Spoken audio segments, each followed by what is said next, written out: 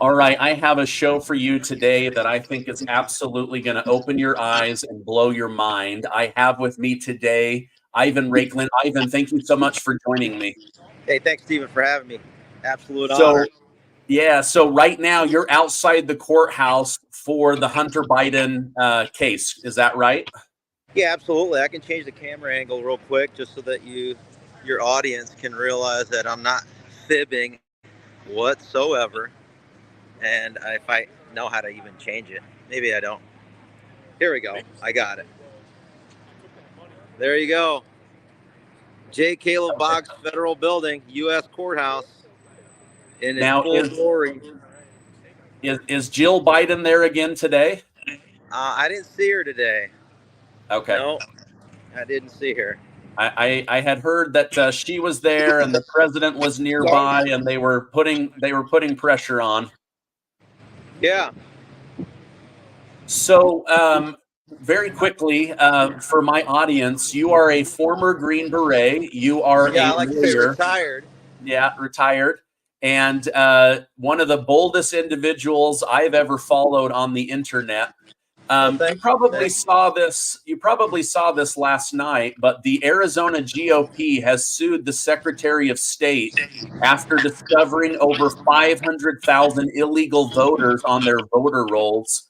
Why do you think Arizona is trying to keep those fake voters on their rolls? And is this why they needed mail-in ballots? Because you can fake 500,000 letters, but you can't fake 500,000 people standing in line? I mean, that's a kind of a big question because in order to contextualize it, you have to understand that due to the Fauci-funded Wuhan Institute of Virology lab incident, unknown if it was deliberate or accidental up to this point, resulted in 39 states running their elections not according to the state election laws. So that was one level of fraud and illegalities that took place. In addition to that, you have very dirty voter rolls in many jurisdictions, to include in Arizona. What I find disheartening is that the GOP in Arizona is playing defense, meaning they're responding to what's going on with the radical leftist domestic terrorist organization known as the Democrat Party. And so what they're doing is responding, if you will, to what the Democrats have already done. And what I'm referring to as it applies to Arizona specifically is that what most people don't understand is that the electors that are being criminalized in Arizona are downstream from what occurred on the January 6th, the what I call the Mike Pence's beloved Liz Cheney and Nancy Pelosi's beloved Benny Thompson's January 6th Fedsurrection cover-up committee. When you frame it that way, you start to understand how everything plays into each other. Now, when you look at the committee itself, it was directed by a staff director, David Buckley, one of the 51 that provided cover for the Hunter Biden criminal syndicate laptop, one of the 51 spies who lied. That's why I'm here today, to continue to uncover that. So that staff director was appointed by this uniparty cabal to then create his and the uniparty's target list of patriots. It is now my turn to create the deep state target list and now go after them with maximum offense, lawfence, in the most peaceful, patriotic, legal, moral, and ethical manner available to mankind at the state level and at the county level. And it appears as though maybe my rhetoric, which has now been seen by tens of millions, is maybe motivating constituents to demand that their leaders, quote unquote, that are for the Constitution, to start taking bold action. And maybe that's what's happening in Arizona. Okay.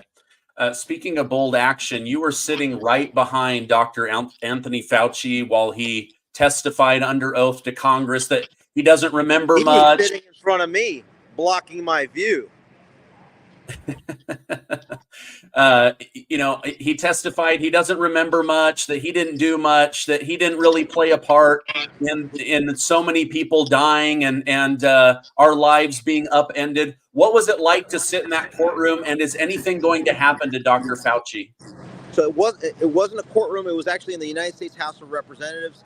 It was the Oversight Committee, but the subcommittee on the select subcommittee on the coronavirus pandemic was the one that was meeting, chaired by Congressman Brad Wenstrup from Ohio. By the way, for those that didn't know, sitting at home, Brad Wenstrup was the congressman that gave a coin to Mike Pence on January 6th. Remember that sequence of events? If you don't know, take a look at it. Right at around 1 p.m. when the illegally conducted election was about to be certified, right before the gaveling of Pelosi and Pence, Brad Wenstrup, the chair of this subcommittee, went ahead and coined Mike Pence, which I presume, I guess we can make the assumption or inference that he is close with Mike Pence and was lauding him for his failed vice presidency.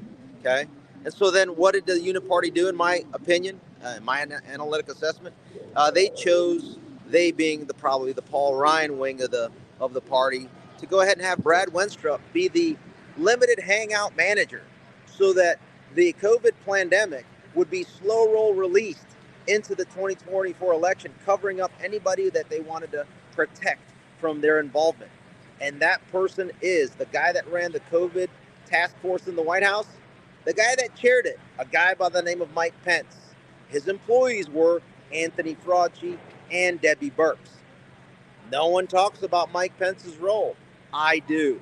Now, to answer your question more specifically, how was it while he was blocking my view as I was listening in to the questions being dealt to him as it relates to his role in the pandemic and his responses to the pandemic?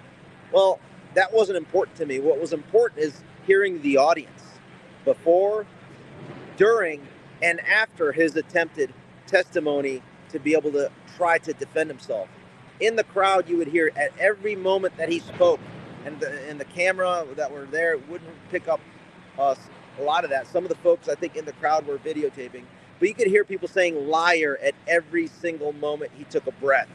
Liar, liar, like every sentence, liar. That's number one. Number two, several people stood up and said, you killed my grandmother. You killed my whatever relative it was.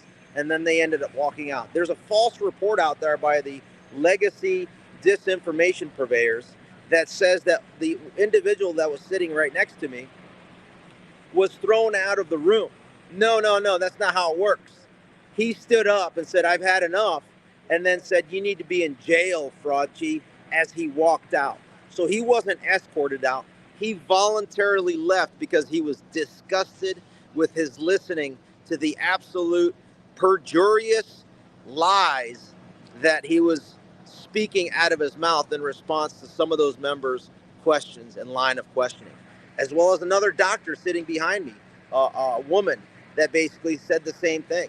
I would say that this was one instance where the crowd in that room demanded maximum retribution for that witness, of which the chairman of that committee is not in a position, due to either lack of courage because of his toxic, feckless, stone-cold cowardice, to do anything as it applies to Anthony Fauci, or because he is somehow complicit in being a recipient of many of those funds that are doled out by the big pharma companies known as the Pfizer fail, or the Moderna mutilation, or the J&J jab distributors.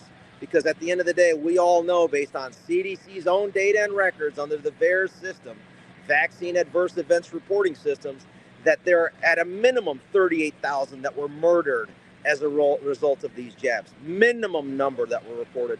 And then over 1 million that were the recipients of heart explosions, myocarditis, or some sort of adverse reaction. Yeah, I'm personally dealing with health issues after getting the COVID variant back to back. So I would love to see some kind of accountability for Fauci. But like you say, the feckless leadership in Washington, D.C. is probably going to cover up for him, and we won't see much come out of that.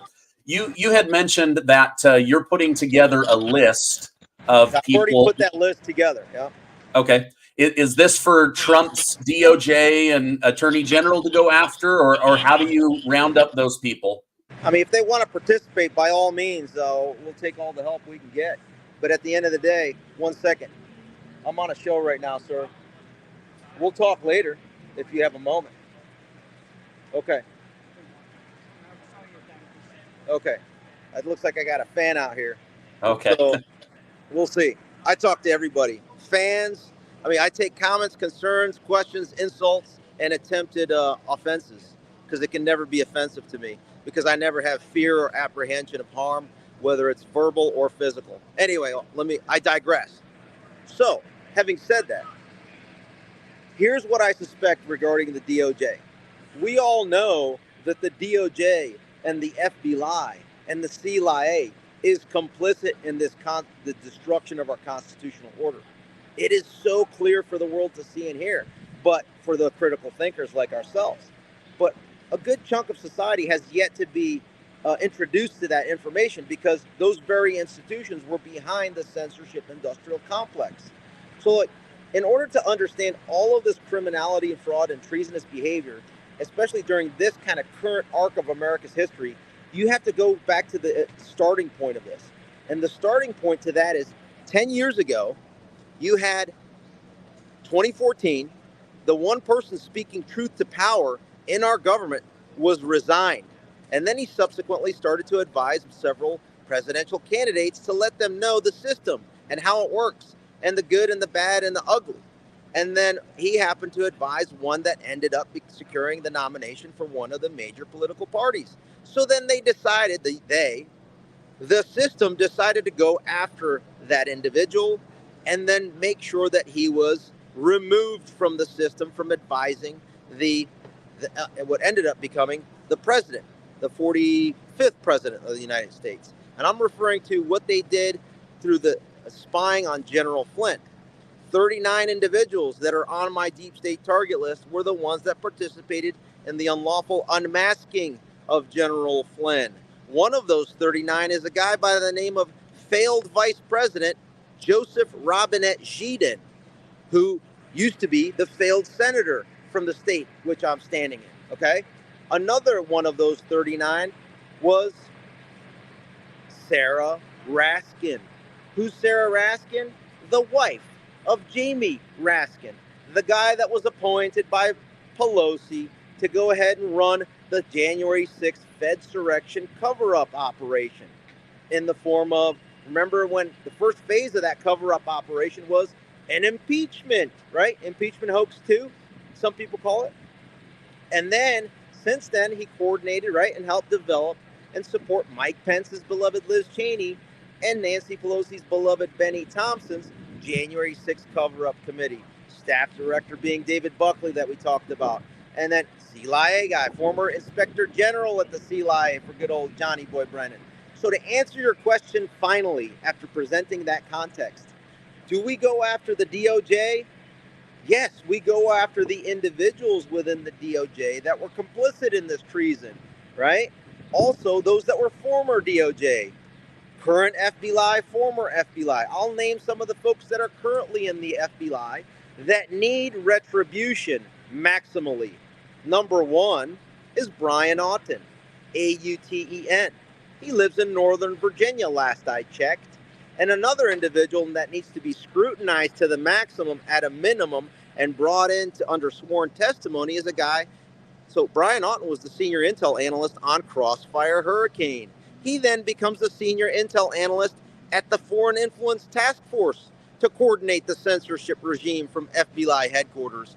As his former colleague on Crossfire Hurricane, Joseph Pientka III, who was the ops guy, is then deployed over to the San Francisco field office to coordinate the censorship industrial complex with his boy Elvis Chan, who is listed in the Missouri v. Biden First Amendment censorship industrial complex lawsuit.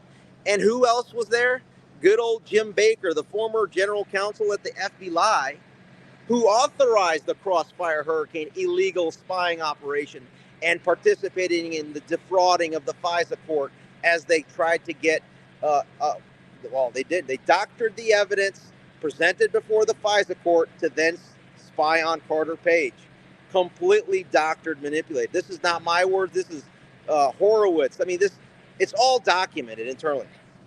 Next, Jim Baker is then deployed to Twitter 1.0 to be the number 2 lawyer as they develop this scheme to coordinate not only Twitter, but also the broader big tech ecosystem in San Francisco to go ahead and manage the cover-up, which was the Biden criminal syndicate, right? Was ushered in through an unlawful election 39 states ran it illegally. Then they covered it up with a no quorum on January 6th. Look it up. Watch C-SPAN. There was no quorum to that.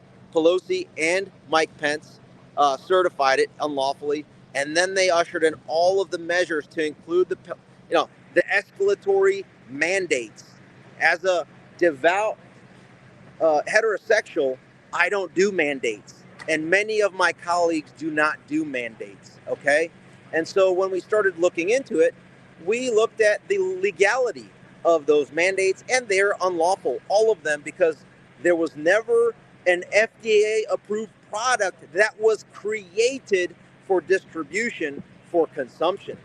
The product that they approved purportedly was a labeling product known as originally Pfizer Comirnaty, but that thing was never produced, and thus you are not lawfully allowed to force experiment with emergency use authorized products on society nor the military. So Nuremberg 2.0, baby, it's not just a conspiracy theory. We are moving the nation towards guaranteeing maximum consequences for every single person that is on my deep state target list, to include a category separately known as the Nuremberg defendant category.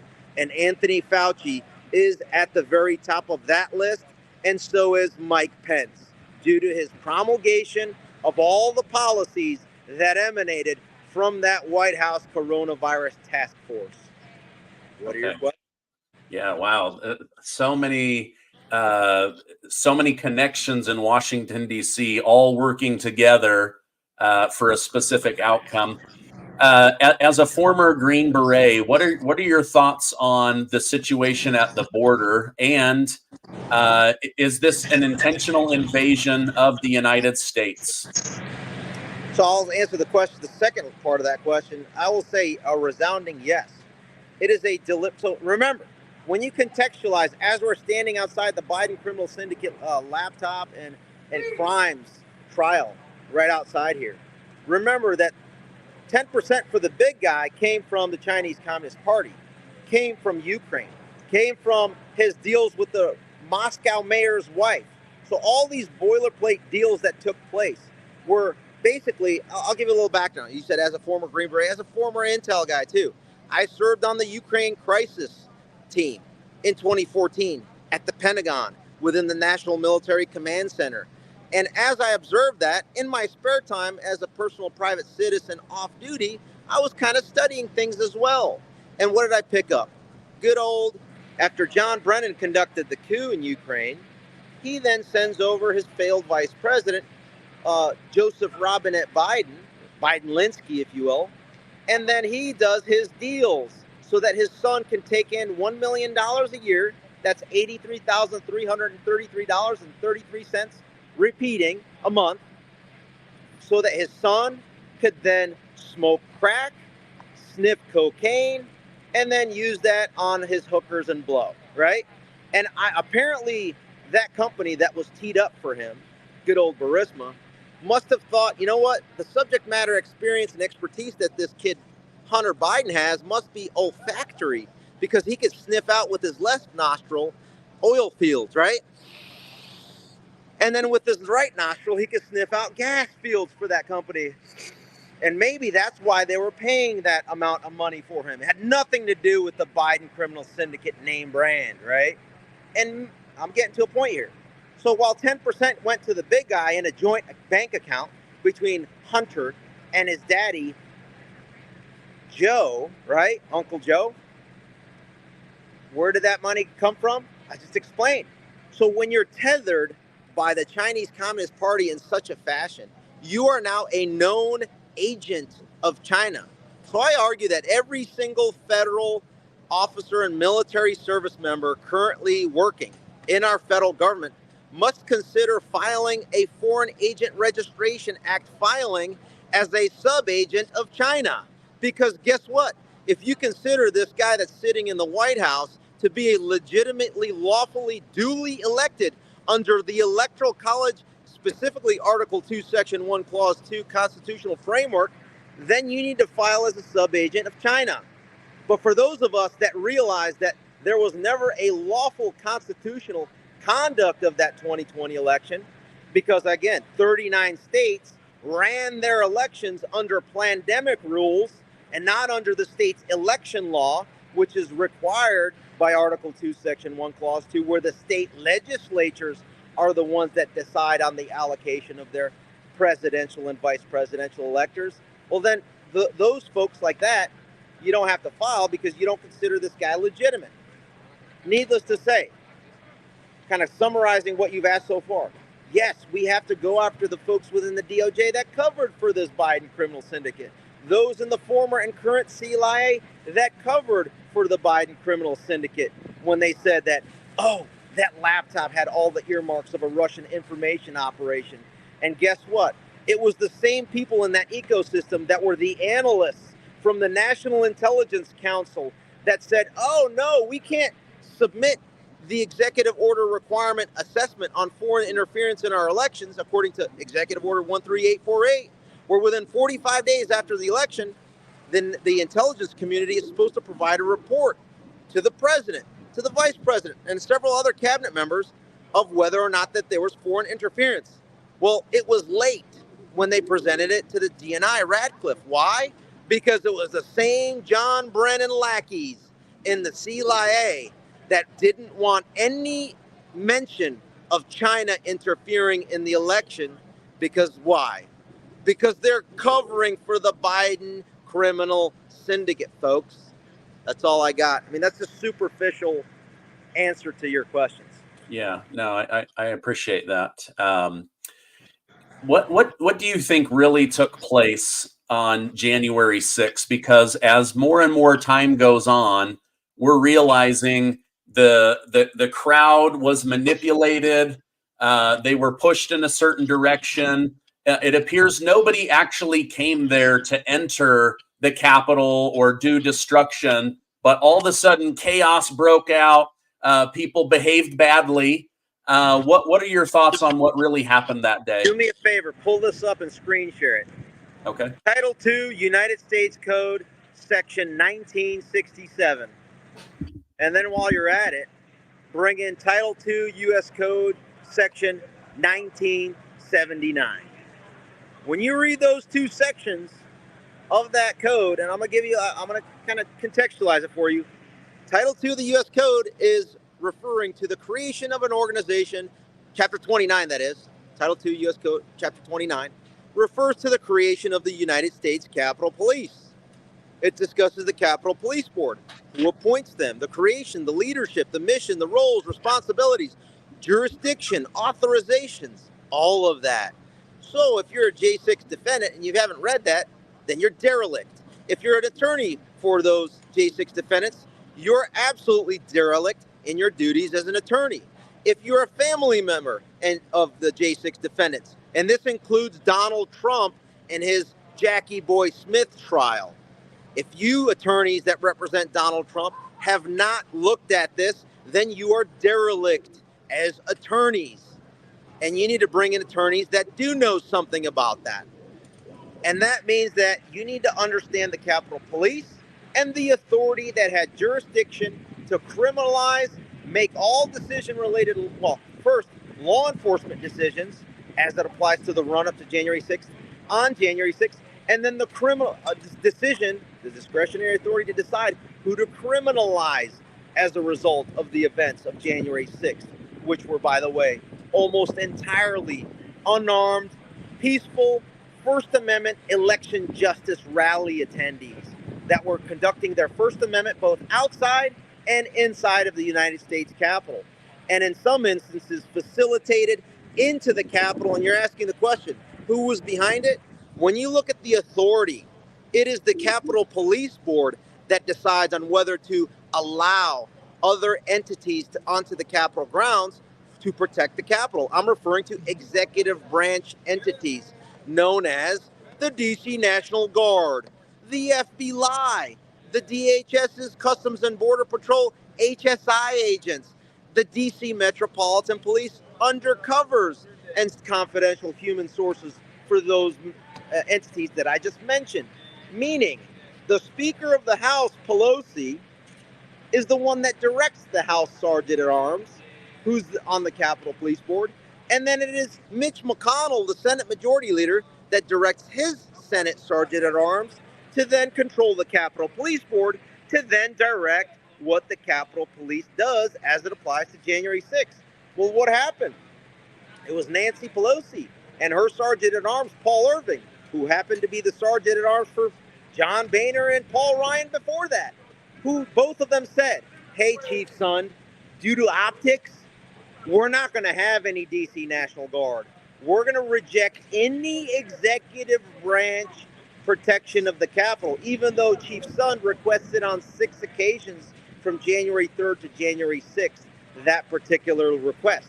Secondarily, the head of Intelligence and Interagency Coordination Division at U.S. Capitol Police, Yogananda Pittman, was the one that did not provide the intelligence that would have probably given the impetus for Chief Sund to go before the Capitol Police Board for a 7th time to say, hey, if something happens, I have intel supporting that I need support, and you're refusing it. And then that would have been a debacle. She failed to release that information. I wonder why, Nancy Pelosi, that took place. Tarek Johnson says that good old Yogananda Pittman, this is not my words. This is Tarek Johnson, U.S. Capitol Police whistleblower, says it was Yogananda, and he spent almost 23 years on the U.S. Capitol Police, and then as a lieutenant, he was forced out for speaking truth to power. Yogananda Pittman, he said, is very close with the Congressional Black Freedom Caucus, or was it Black Caucus? Now, you make your own conclusions from there, but last I checked, they're very closely aligned with the Democrats, right? So when you control the Capitol Police Board, and the run-up to the Capitol, I guess, facilitated breach intentionally by Yogi Pittman, Paul Irving, and Nancy Pelosi, and what comes out of it? It is possible that the head of Intel, which failed, that I just mentioned, and Interagency Coordination Division, was the one that interagency coordinated with those federal actors that incited, that instigated, that facilitated the breach of the Capitol. And then in order to create, through their surrogate media allies, some of which, I'm going to flip the video here, some of which are right in front of us here. Let's go ahead and take a look at who some of these are. Right here. Some of the same individuals involved in promulgating that there was an insurrection, is what Nancy Pelosi wanted you to believe. Well, it was a surrection. It was a Nancy-rection, meaning a Fedsurrection parliamentary coup where she facilitated through her discretionary control of the Capitol Police Board and the Capitol Police leadership, who she'd known for decades, in order to facilitate that breach into the Capitol, create the frame for an insurrection, and then have the general counsel of the U.S. Capitol Police, Tadpole DeBias, his name should be, but his real name is Thomas DeBias, Aquinas DeBias, Aquinas is his middle name. Yeah, and I got all these people's names, numbers, addresses, etc. I'm not going to dox them, but if you want to reach out to me individually, who's listening in, or you, Stephen, I can provide each one of those if you would like to, whatever. If you want to file a lawsuit or whatever, that's going to be easy. But bottom line, as it relates to January 6th, it was a Fedsurrection parliamentary coup, both on the inside and on the outside of the Capitol. On the inside, they refused. Let me give you a little context that I normally don't. Inside of the United States Capitol on January 6th, you had Nancy Pelosi coordinating in an agreement with McCarthy, Schumer, and McConnell to only allow 11 members of each party and of each cameral of the House and Senate to participate, to be on the floor during the joint session. Half of which were agreed to be those that were in support of objecting on the Republican side, and half of those to be those that were against supporting the objections. That is Kevin McCarthy agreeing to those rules, meaning half of them would only provide 5 minutes of debate to say, no, we shouldn't object. So then 75% of those that speak are already saying not to object, right?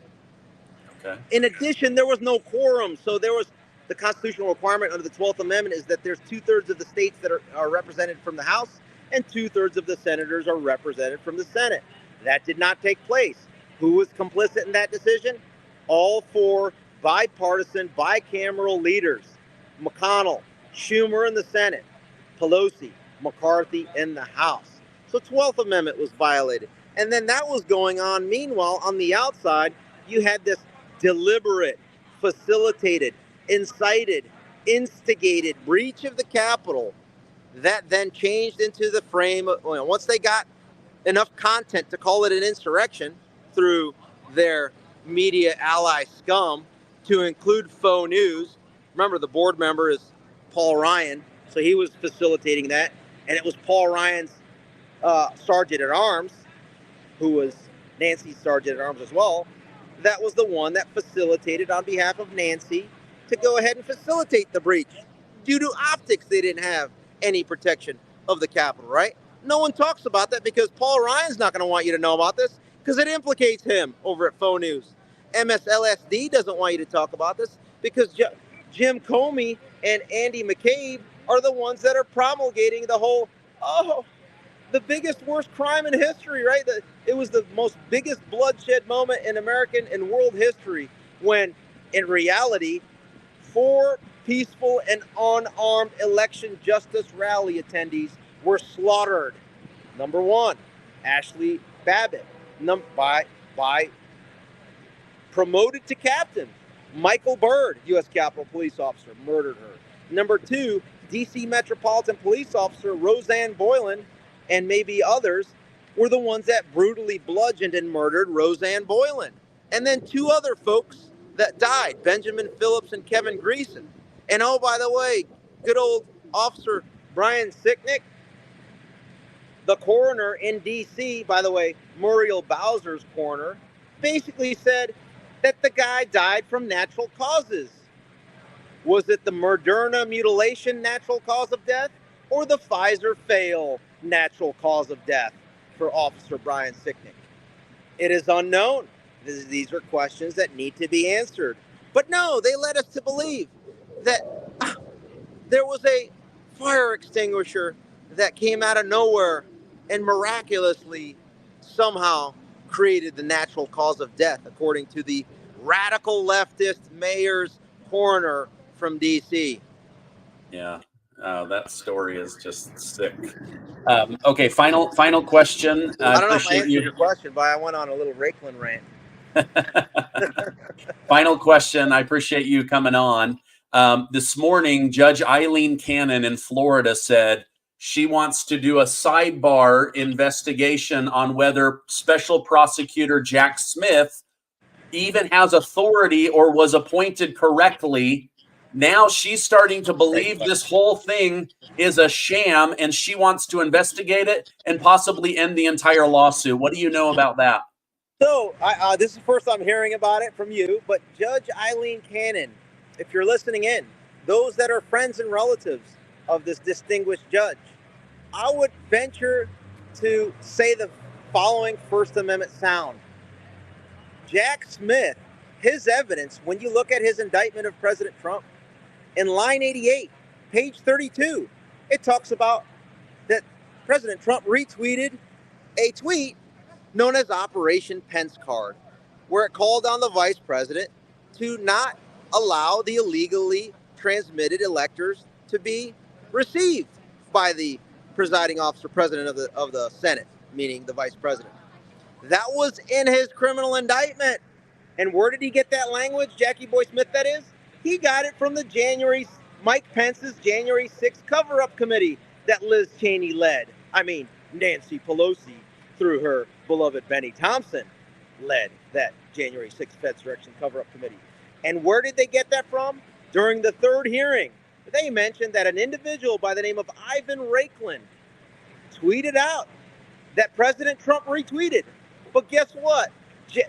What I'm getting at, 2 points. 1, everything at Jack Smith that he's doing is based on the work of David Buckley, of Liz Cheney, of Benny Thompson, of Nancy Pelosi, and Mike Pence. That trial is based on those individuals' political vendetta to kick President Trump out of office, right? And number two, why aren't these scum calling me in?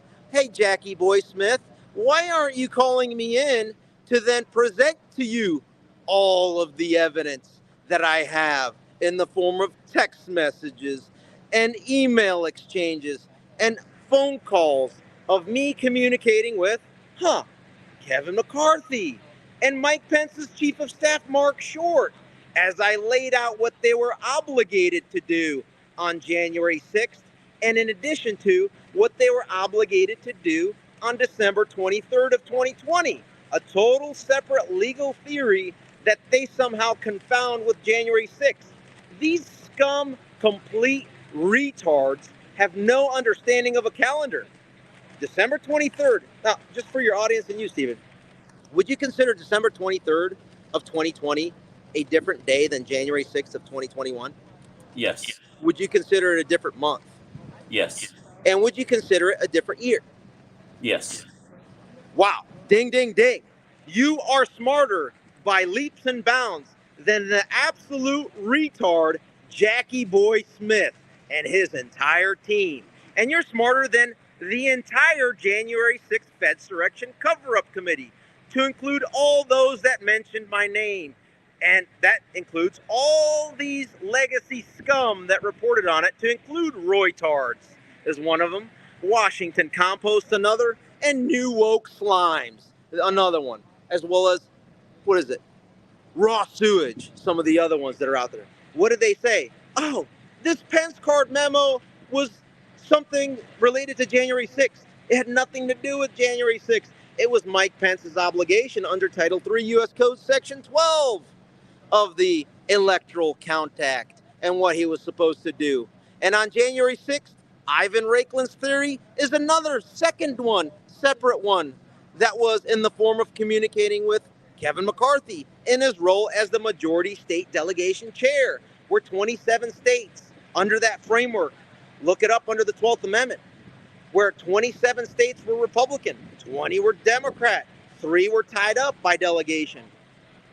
I communicated a strategy to McCarthy, as well as Mike Pence's chief of staff, Mark Short, to go ahead on January 6th, vote by state delegation on the objection. And then you would trigger a contingent election, thus creating a in the most easiest fashion possible and constitutional legal, that is, re-election. But what did they decide to do? Nancy Pelosi decided to do her Nancy-rection, and since then they've been covering it up.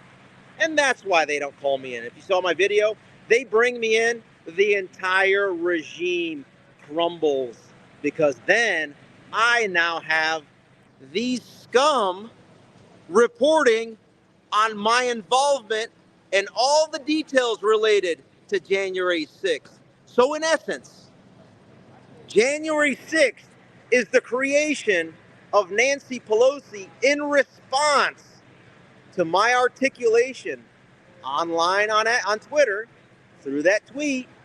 And then more importantly, when I had recommended and said it in last couple days into January 6th podcast, because at that point, after several Trump retweets, I was being noticed and observed. When they saw that this was a constitutional path for a re-election, the only method that they could stop it would be to facilitate an incited and instigated breach into the Capitol, so that they could create the narrative of an insurrection and then bring in toxic, feckless, stone-cold, coward, gutless simps like Kelly Loeffler to believe that it was an insurrection, like Mr. Senator Perdue also, or folks such as Congressman Mike Waltz, that changed his mind on objecting on January 5th, and he changed his mind to not object on January 6th.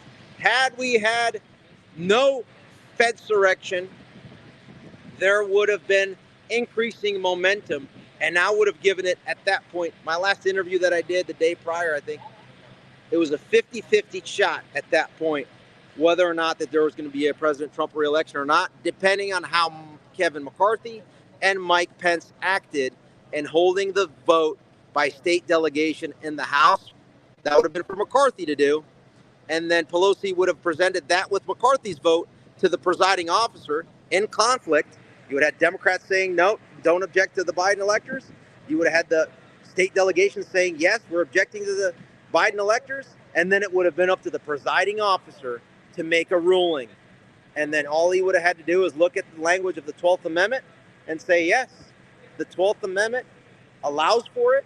And the Electoral Count Act is silent on this decision.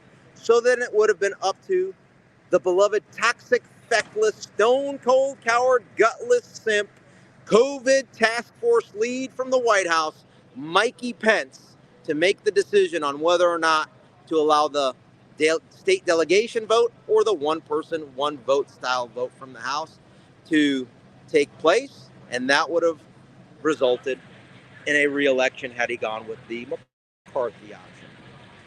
Interesting. Okay, one final question, then I'll let you go. I know you got to get back into to support Hunter Biden. Oh, breaking news. Wait. Breaking news before I forget. This is totally breaking. So Hunter Biden, his attorney is Abbe Lowell, right? Yes. If you recall back a few months ago, when Abbe Lowell brought his crack baby client into the House of Representatives, making a nice little charade facade, and then when Congresswoman Marjorie Taylor Greene started to ask questions of crack baby, cocaine addict, good. I mean, there's so many crimes. Treason is obviously one of them. But Biden walks out with Abbe Lowell. And as they're in the hallway, a guy by the name of Ivan Raiklin asks, very professionally, very cordially, in a very controlled demeanor, Mr. Biden, what kind of crack do you smoke, Mr. Biden? And Abbe Lowell didn't like that because it interrupted his press conference. And oh, by the way, you don't get to decide who gets to speak in the halls of Congress. Okay, Abbe? And so I wanted to remind Abbe, when I was up there on the 4th floor as he exited the courtroom, I said, hey, Abbe. He walked up to me. I was just going to say hi, Abbe. He walks up to me. He's like, hey, do I know you? I put out my hand. He shakes my hand and says, yeah, my name's Ivan Raiklin. I'm the guy that asked your client what kind of crack he smokes a few months ago. And then he walked away. And he's like, oh, who do you work for? I'm like, I work for myself, private citizen Ivan Raiklin. And he said, we'll see about that. Huh? We'll see about that, Abbe, huh? Wow. We will see about you, Abbe. Oh, wow. And oh, by the way, as I'm out here speaking, every single member of the media, legacy media, can hear every single thing that I'm saying. Yes. Because I'm out here in the courtyard. Look at that strategic messaging in communications. Yeah, they can't not listen. Well, Ivan, thank you so much. Thank you for your boldness. Continue to be in their face and bring out the truth. Thank you so much for coming on. I'm going to get this going today, and I appreciate you coming on. Yeah, please drop that today. And if I can ask somebody in the audience, crop that last part of the Abbe Lowell piece, and I want to get that sent to him directly as a reminder of who I am, because he seemed to forget. Okay. Hey, thank you for coming on. Hey, thanks. Appreciate you.